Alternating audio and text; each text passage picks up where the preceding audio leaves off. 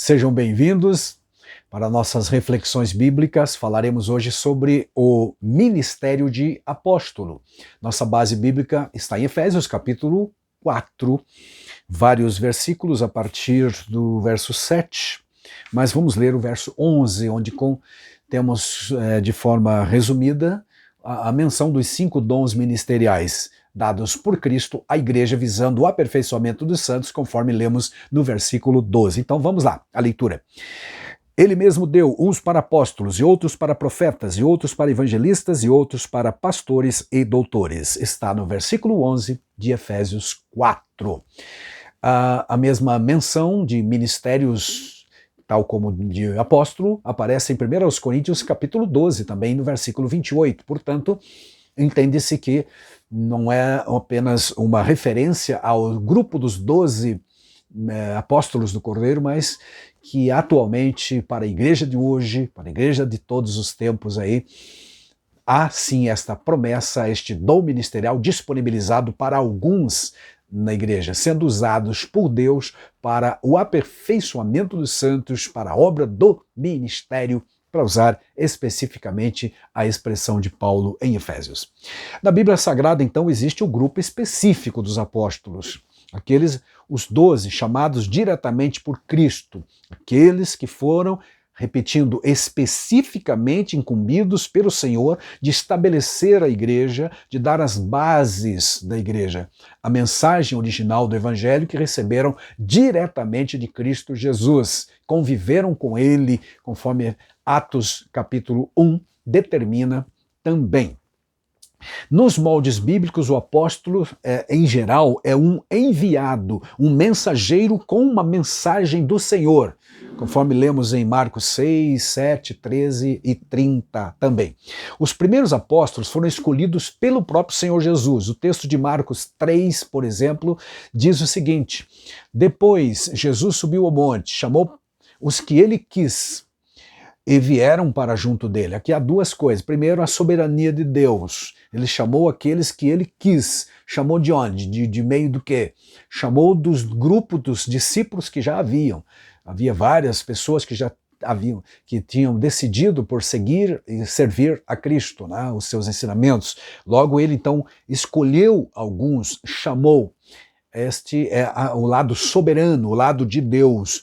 E depois o versículo ainda diz, e vieram para junto dele. Essa é a decisão humana. Então, receberam o convite e aceitaram, subiram com ele ao monte.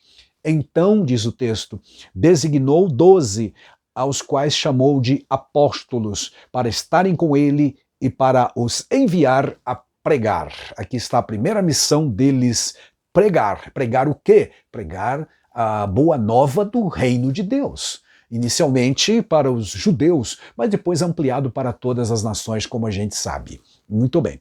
Estes que foram originalmente chamados, escolhidos, compuseram então o grupo especial, o grupo dos 12. Foram escolhidos diretamente por Cristo em número de 12. Registros, há pelo menos 4 grandes registros dos nomes dele, dos 12 apóstolos. Mateus capítulo 10, Marcos 3, Lucas 6, 13, e também mencionado em Atos capítulo 1. Eles foram designados inicialmente, atenção, inicialmente, para que estivessem com ele e que pudessem propagar, pregar, divulgar a mensagem do Evangelho, aos quais também foi-lhe dado poder, ou seja, capacitação de realizar milagres, conforme Mateus 10, 1 a 8, Marcos 3, 13 a 19. Como sabemos, um dos 12 se extraviou. E para então substituí-lo, depois foi feita uma eleição, uma escolha, e a qual caiu sobre Matias. O pré-requisito para ser o substituto do Judas Iscariotes, que traiu o Senhor e depois se matou, foram estabelecidos também pelo apóstolo Pedro lá, em Atos capítulo 1, ele disse o seguinte: dos que conviveram conosco e acompanharam o Senhor Jesus. Então este é um dos requisitos, ter vivido e convivido com Cristo durante aquele período, como sabemos então, né? O pré-requisito apresentado para se tornar apóstolo, substituto de Judas Iscariotes, foi estabelecido com a seguinte condição: primeiro, teria de ter sido discipulado por Jesus pessoalmente. Pessoalmente, porque as aulas, na verdade, eram só presenciais, né? Então não havia aulas à distância. Matias, então, foi indicado e aprovado e então substituiu o Judas, conforme Atos capítulo 1, 15 a 26. Os apóstolos fazem parte, o grupo dos apóstolos inicial, fazem parte do fundamento, da fundação, da base inicial. Base inicial parece redundante, mas é isso mesmo, é fundamento da igreja, conforme Efésios capítulo 2, verso 20, que fala que a igreja está edificada sobre o fundamento dos apóstolos e dos profetas, sendo ele mesmo, Cristo Jesus, a pedra principal, a pedra angular, diz lá em Efésios capítulo 2 e versículo 20. Os apóstolos do Novo Testamento foram os receptores originais, eles não receberam indiretamente, receberam diretamente de Cristo Jesus a mensagem, tal como o Paulo, por exemplo, não só os 12 que conviveram com Cristo antes da sua morte, mas o Paulo que teve um chamado especial também. Paulo, escreveu em Efésios 3, 4 e 5 o seguinte: ao lerem o que escrevi, meus irmãos, dizia ele, poderão entender a minha compreensão do mistério de Cristo, o qual em outras gerações não foi dado a conhecer aos filhos dos homens, como agora foi revelado aos seus santos apóstolos e profetas, pelo Espírito Santo. Aqui temos uma indicação de que realmente os apóstolos tiveram uma função específica de fundação de igreja, de lançar as bases sobre a qual a estrutura toda da igreja seria edificada para a glória de Deus. Paulo menciona esse fundamento também em 1 Coríntios capítulo 3 e o versículo 10. Amém. Os apóstolos foram chamados para pregar o evangelho de Deus, trazido por Cristo, revelado por Cristo para a humanidade e destinado primeiramente, atenção, aos judeus. É o que lemos, por exemplo, em Mateus, no capítulo 10 e o versículo 6. Mateus 10, versículo 6. Nós encontramos que realmente eles foram enviados à casa de Israel. Inicialmente, aqueles 12 discípulos tinham essa missão inicial, conforme lemos aqui, verso 6. Mas e diante as ovelhas perdidas da casa de Israel?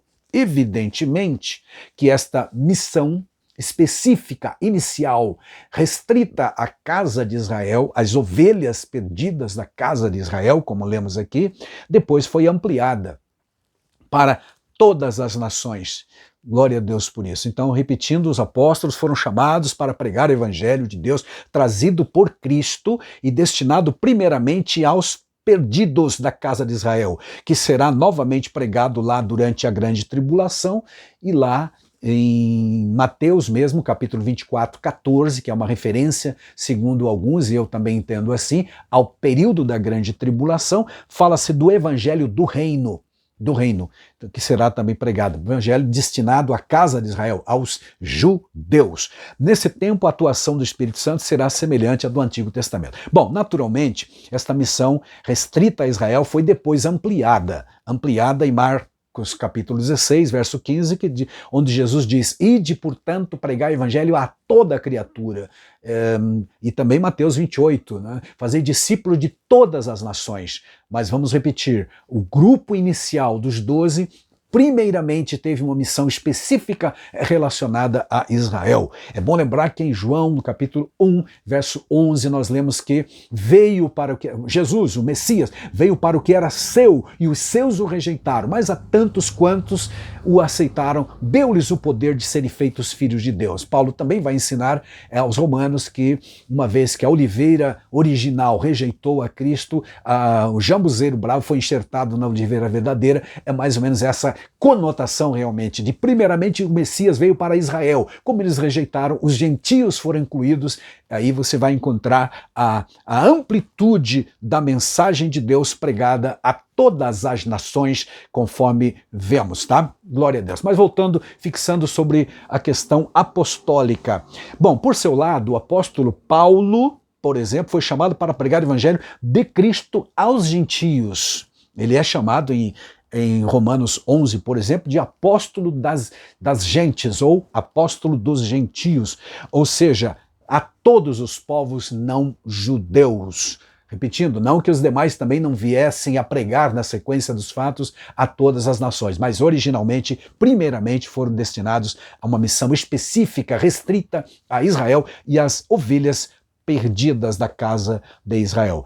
Paulo diz lá em Gálatas 1, 11 e 12, faço-vos, porém, saber, irmãos, que o evangelho por mim anunciado não é segundo o homem, porque eu não recebi de homem algum e nem aprendi de ninguém, mas mediante a revelação de nosso Senhor Jesus Cristo. Esse é o evangelho que é pregado atualmente, conhecido como o evangelho da graça, a todas as pessoas, a todas as gentes. Glória a Deus por isso. Por esse motivo estamos aqui hoje salvos para a glória do Senhor. Amém.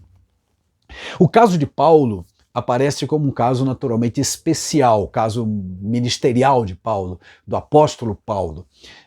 Ele não fez parte naturalmente do grupo dos 12, ele se converteu após a ressurreição de Cristo, teve, porém, um encontro marcante, impactante e pessoal com Jesus, em Atos capítulo 9, versículo 15, de uma forma também soberana, misteriosa, certo? Porque Deus tinha planos para com a vida dele, e o Senhor Jesus, quando mandou Ananias orar por ele, disse, este para mim é um vaso escolhido, e eu só posso escolher quando tem muitos vasos. Então havia muitos crentes, muitos outros vasos, mas Deus escolheu Paulo na sua soberania. Jesus escolheu para ser o apóstolo, o 13º apóstolo também, inclusive escritor da Bíblia Sagrada. Foi uma escolha em um evento especial, numa conversão dramática durante o seu percurso lá de Jerusalém a Damasco. De Saulo, o perseguidor, ele foi transformado em Paulo, o apóstolo das gentes ou dos gentios. Amém. Considerado também por muitos como o maior dos apóstolos da história da igreja. Glória a Deus. Bom, amém, né? No Novo Testamento, há um grupo de homens chamados de apóstolos em sentido geral.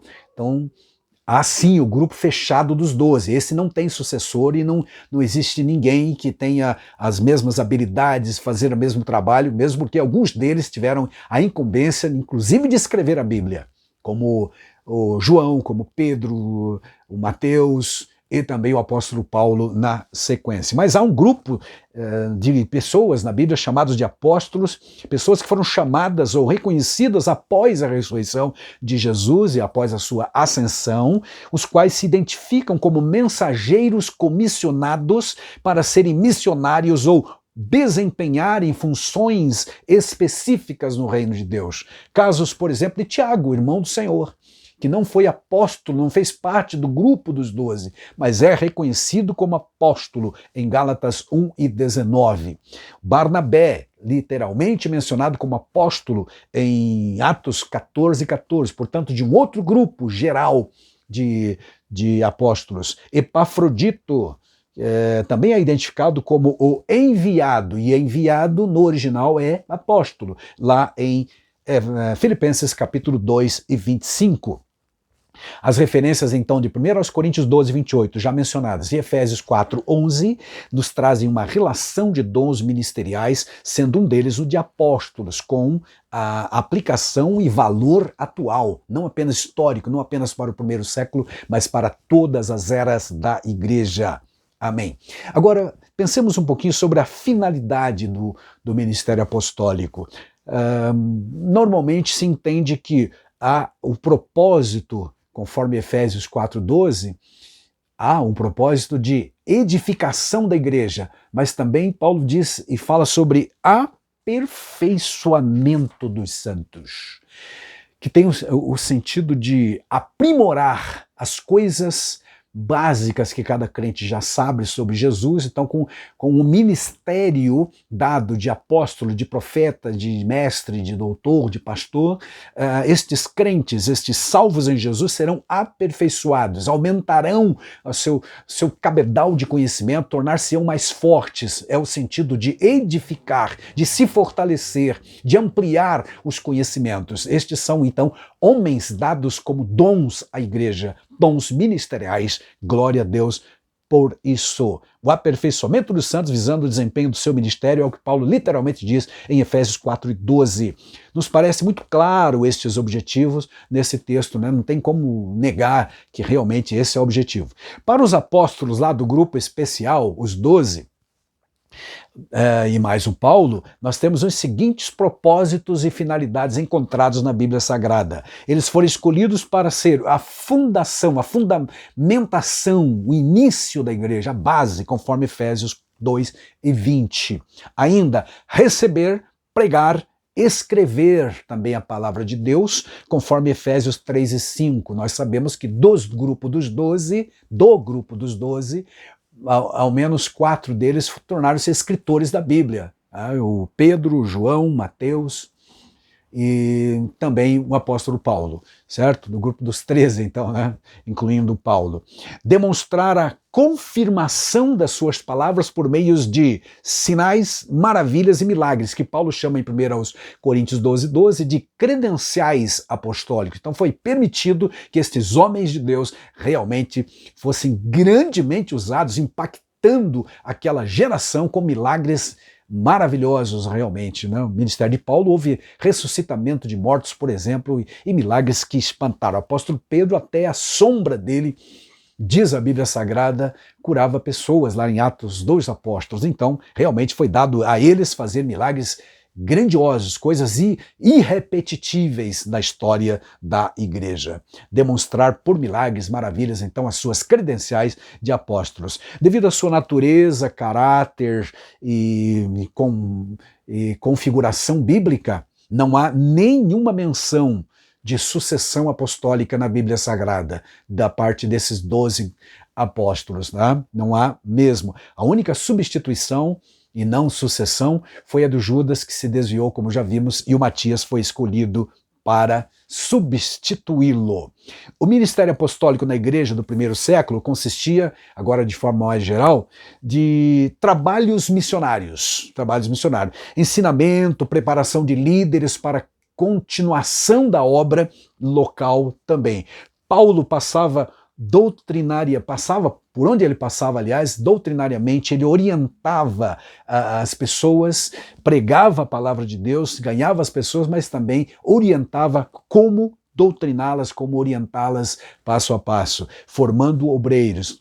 Todos os sábados nas sinagogas ele ensinava o povo, deixando as bases lançadas para que uma igreja forte surgisse naquele período. Então ele realmente foi um fundador de igreja, um estabelecedor dessas igrejas, não só de ganhar pessoas, mas de estabelecer um ministério doutrinariamente falando também. Esta é a base, então, para o ministério apostólico lá do primeiro século.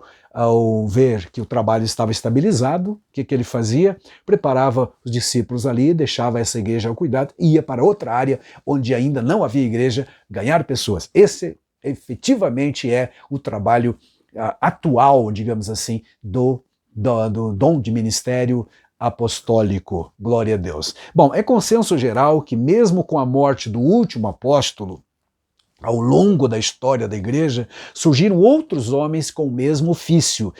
Reconhecidamente, nós vamos ter pela história o Martim Lutero, o ícone da Reforma, o João Calvino, o John Knox, que foi presbiteriano, Daniel Berg, Gunnar Wingre, fundadores de ministérios, como no caso do Daniel Berg e Gunnar Wingre, fundadores da Assembleia de Deus no Brasil, o saudoso Billy Graham, também considerado um verdadeiro apóstolo, no sentido de missionário, alguém que ganha as pessoas para Cristo, estabelece uma igreja, doutrina essa igreja e ministerialmente cuida dela, forma também um ministério. Não só gera pessoas espiritualmente, mas gera filhos ministeriais também.